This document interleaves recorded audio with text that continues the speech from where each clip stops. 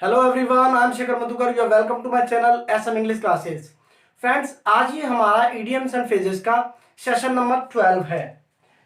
आप देख सकते हो। And we have already covered 11 sessions. 11 sessions हमने पहले ही कंप्लीट कर लिए हैं। And in those 11 sessions we learn 110 idioms and phrases. 110 idioms और फ्रेजेस आपने सीखे हैं।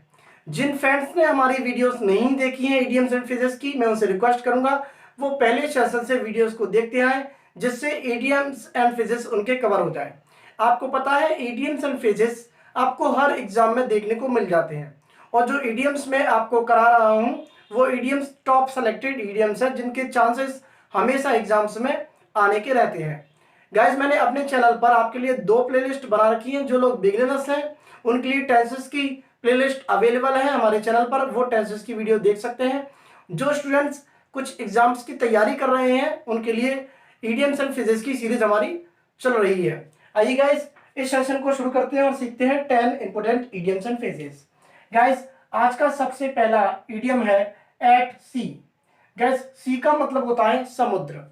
आपको पता है ये है, मान लो समुद्र कितना विशाल होता है आपको पता है, और मान लो आप यहाँ पर इसके बीचों बीच में खड़े हुए हो, तो आपको सिर्फ पानी पानी नजर आता है हर जगह, आप ये जानते हो। तो आपको समुद्र में जाकर के कोई भी डायरेक्शन नहीं पता होता, आपको नहीं पता होता कि किधर जाना है किधर नहीं जाना। आप पूरी तरीके से कंफ्यूज्ड हो जाते हो, परप्लेक्स्ड हो जाते हो। तो एट सी का मीनिंग होता है गाइस कंफ्यूज्ड, या फिर आप कह सकते हो परप्लेक्स्ड, या फिर आप इसका ही सिनोनियम यूज कर सकते हो पजल्ड। ये है एट सी का मीनिंग। इसके एग्जांपल से हम लेते हैं। Sometimes I am at sea about what to do what not to do. Guys, कभी कभी मैं परप्लेक्स्ड हो जाता हूं, कंफ्यूज हो जाता हूं about what to do what not to do, यानी कि क्या करूं क्या ना करूं, इस बारे में मैं कभी कभार कंफ्यूज हो जाता हूं। ये इसका एग्जांपल है। बात करते हैं इसके सेकंड इडियम की, अ सी चेंज। सी आपको पता है कितना विशाल होता है, और हम बात कर रहे हैं अ सी चेंज। सी होता है ह्यूज, विशाल, ये आपको पता है। तो अ सी चेंज का मतलब होता है a huge change, a big change, बहुत बड़े बदलाव को हम कहते हैं a sea change. A huge change in something, किसी भी चीज में कोई बड़ा बदलाव भी कहलाता है अ सी चेंज। एग्जाम्पल इसका आपके सामने है, a sea change because of corona virus. Corona virus की वजह से एक बड़ा बदलाव कैन बी सीन, देखा जा सकता है इन अवर लाइफ, हमारी लाइफ में। गाइस, आपको पता है हम पहले किस तरीके से रह रहे थे, अब कोरोना वायरस की वजह से आपकी जिंदगी में कितना बड़ा बदलाव आ गया है। आइए गाइस, बात करते हैं नेक्स्ट इडियम की, इडियम नंबर 3, और ये है बॉयल द ओशियन। ओशियन का मतलब भी होता है गाइस समुद्र, बॉयल मतलब बॉयल करना, आपको पता है। ओशियन को बॉयल करना, गाइस आपको पता है ओशियन इतना विशाल होता है कि आप उसको बॉयल कर ही नहीं सकते, ये तो एक इम्पॉसिबल टास्क हुआ। तो बॉयल द ओशियन का मतलब होता है try to do an impossible task, एक ऐसा टास्क करना जो इम्पॉसिबल है, जो पॉसिबल नहीं है। बात करते हैं इसके एग्जांपल की, everybody knows that it is impossible. सभी को यह बात पता है कि ये इम्पॉसिबल है, but he is trying to boil the ocean, लेकिन वो फिर भी इस इम्पॉसिबल टास्क को करने की कोशिश कर रहा है। आइए गाइस, बात करते हैं नेक्स्ट इडियम की, idiom number 4, a drop in the ocean. ये इडियम बहुत ही कॉमन है, ज्यादातर लोगों को ये पता होता है, फिर भी मैं आपके लिए करा देता हूं जिन लोगों ने नहीं पढ़ा है उनके लिए। A drop in the ocean, ocean आपको पता है कोई बड़ी चीज की बात कर रहा है, और ड्रॉप एक बूंद। A drop in the ocean यानी समुद्र में एक बूंद। आपको पता है समुद्र में एक बूंद मतलब जहां जरूरत ज्यादा चीज की है वहां पर आप प्रोवाइड कर रहे हो सिर्फ थोड़ा सा। इसका मीनिंग होता है guys a small amount of something where you need a lot, यानी कि एक स्मॉल अमाउंट किसी भी चीज का जहां पर आपको जरूरत है ज्यादा चीज की। गाइस, इसके एग्जांपल की हम बात करते हैं, the salary he receives every month, वो जो सैलरी हर महीने प्राप्त करता है, is just a drop in the ocean, वो बहुत ही कम है फॉर हिज फैमिली, उसके परिवार के लिए, टू सर्वाइव, सर्वाइव करने के लिए। उसके परिवार के लिए इतनी सैलरी जो बहुत कम है, ड्रॉप इन द ओशियन यानी कि बहुत कम है उसके परिवार के लिए सर्वाइव करने के लिए। बात करते हैं फिफ्थ इडियम की, और ये है आपका इन ब्लैक एंड व्हाइट। बहुत ही कॉमन इडियम, बहुत ही ज्यादा पूछा जाने वाला इडियम है ये, इन ब्लैक एंड व्हाइट। आपको पता है पेपर हमेशा व्हाइट ही होता है, ज्यादातर पेपर जो होते हैं वो व्हाइट ही होते हैं। और ब्लैक का मतलब यहाँ पर क्या है, आपको पता है जब भी आप किसी चीज को प्रिंट कराते हो तो वो प्रिंट ब्लैक में होकर के आता है। इन ब्लैक एंड व्हाइट यानी कि कोई भी चीज लिखी हुई पेपर पर, और इन ब्लैक एंड व्हाइट का मीनिंग यहीं से तैयार हो जाता है। इन राइटिंग, आप बात कर रहे हो लिखित रूप में, कोई भी चीज आपसे कोई भी व्यक्ति कुछ भी कह रहा है तो आप कह रहे हो कि लिखित में दो भाई, तो आप ऐसा कभी कभी बोलते हो, तो उसी के लिए हम यूज करते हैं इन ब्लैक एंड व्हाइट। मिलते हैं इसके एग्जांपल से। I want everything in black and white, यानी कि मुझे सब कुछ चाहिए, सिर्फ लिखित में ही चाहिए, इन ब्लैक एंड व्हाइट चाहिए। आई होप कि ये पांचों इडियम्स आपको समझ में आ गए होंगे। बात करते हैं आगे की इडियम्स की, तब तक आप इनको लिख लीजिए। गाइस आगे बढ़ते हैं और समझते हैं नेक्स्ट इडियम को। नेक्स्ट इडियम है हमारा between the devil and the deep C. Between the devil and the deep C, devil का मतलब होता है राक्षस, डीप सी होता है आपको पता ही है गहरा समुद्र। अगर कोई इंसान इन दोनों के बीच में है तो यानी कि वो बड़ी मुसीबत में है।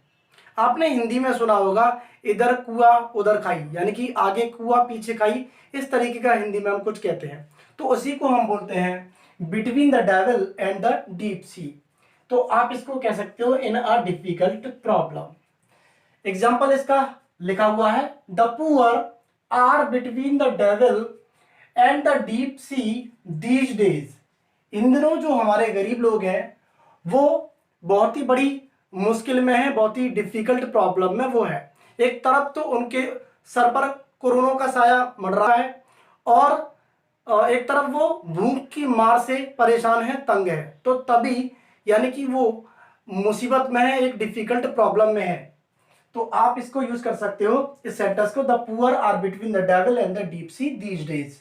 नेक्स्ट इडियम की हम बात करते हैं, इन ब्रॉड डे लाइट।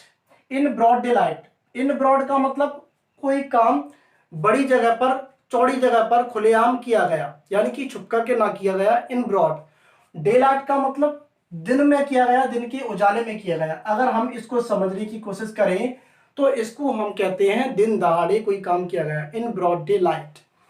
इसका मीनिंग होता है इन द डे टाइम, दोपहर के समय में, उजाले में, एंड इन पब्लिक, और पब्लिक के बीच में किया गया, तो आप इसको हिंदी में बोलते हो दिन दहाड़े। मिलते हैं इसके एग्जांपल से, the journalist was murdered in broad daylight, यानी कि जर्नलिस्ट की हत्या की गई, मर्डर किया गया उसका दिन दहाड़े, इन ब्रॉड डे लाइट में उसको मारा गया। आइए बात करते हैं नेक्स्ट इडियम की, bring to light. Bring means होता है लाना, टू लाइट मतलब रोशनी के सामने लाना, यानी कि कोई मैटर छुपा हुआ था उसको पब्लिक में लेके आना, सामने लेके आना ही हम कहते हैं ब्रिंग टू लाइट।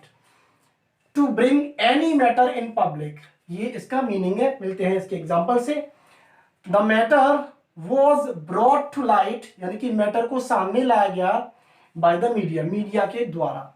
बात करते हैं फोर्थ इडियम की। 5 इडियम्स हम पहले ही कर चुके हैं, बाय हुक और बाय क्रुक। गाइस आपको पता होगा हुक इस तरीके का कुछ होता है जिससे हम किसी भी चीज को उठा सकते हैं, बाय हुक और बाय क्रुक। क्रुक आपने देखी होगी, एक लाठी जिसको हम बोलते हैं, जो बड़े बूढ़े लेकर के चलते हैं, बुजुर्ग जो लोग हैं वो लेकर के चलते हैं जिसके, तो वो भी उसका जो कोना होता है वो इस तरीके से मुड़ा हुआ होता है। तो बाय हुक और बाय क्रुक का मतलब होता है किसी भी तरीके से किसी काम को करना। आपने हिंदी में सुना होगा, अगर घी सीधी उंगली से नहीं निकलता तो उंगली हमें टेढ़ी करनी पड़ती है, इस तरीके से। तो बाय हुक और बाय क्रुक का मतलब होता है by using every possible method, यानी कि कुछ भी करके कोई काम करना, चाहे वो गलत हो चाहे वो सही हो। मिलते हैं इसके एग्जांपल से, they try to win the match by hook और बाय क्रुक, यानी कि उन्होंने मैच को जीतने की कोशिश की, किसी भी प्रकार से उन्होंने सही रास्ता अपनाया, गलत रास्ता अपनाया, इट डजंट मैटर।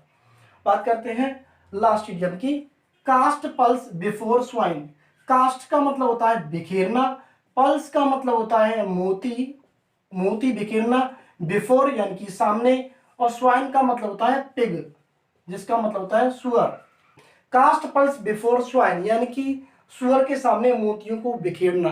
तो उसको तो उसकी वैल्यू ही नहीं पता कि ये मोती है क्या है, उसको इससे क्या करना।